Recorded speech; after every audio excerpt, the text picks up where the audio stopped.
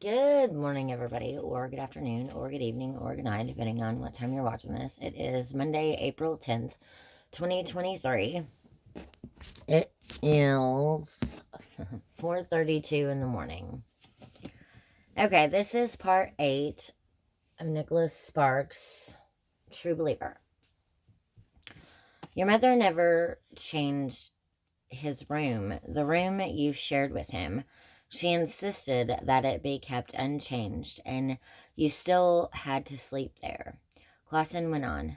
Yes, Jeremy gasped, but you were frightened in there, and in your anger you took something of his, something very personal, and buried it in the backyard.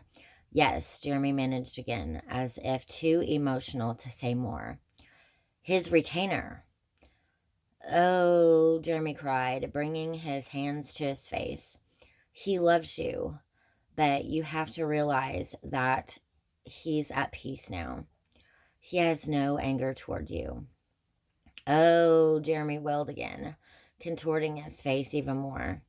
In the bar, Nate watched the clips in silent concentration. Alvin, on the other hand, was laughing as he raised his beer high. Give that man an Oscar, he shouted. It was rather impressive, wasn't it? Jeremy said, grinning. I meant it, you two, Nate said, not hiding his irritation. Talk during the commercials. Whatever, Alvin said again. Whatever had always been Alvin's favorite word. On Primetime Live, the videotape faded to black, and the camera focused on Diane Sawyer and Jeremy sitting across from each other once again. So, nothing Timothy Clausen said was true, Diane asked. Not a thing, Jeremy said. As you already know, my name isn't Thad, and while I do have 5 brothers, they're all alive and well. Diane had a pen over a pad of paper as if she was about to take notes. So how did Clausen do this? Well, Diane, Jeremy began. In the bar, Alvin's pierced eyebrow rose. He leaned toward Jeremy. Did you just call her Diane, like your friends? Could you please, Nate said, growing more exasperated by the moment.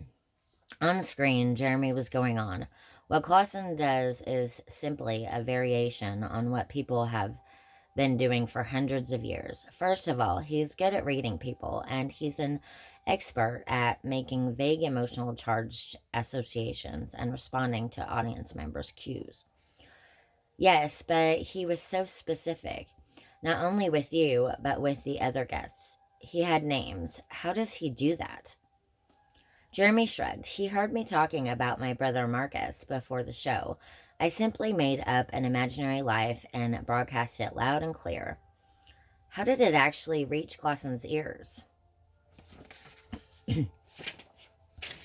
Okay, so that's all for part 8, chapter 1, Nicholas Sparks, True Believer. Thank you for watching.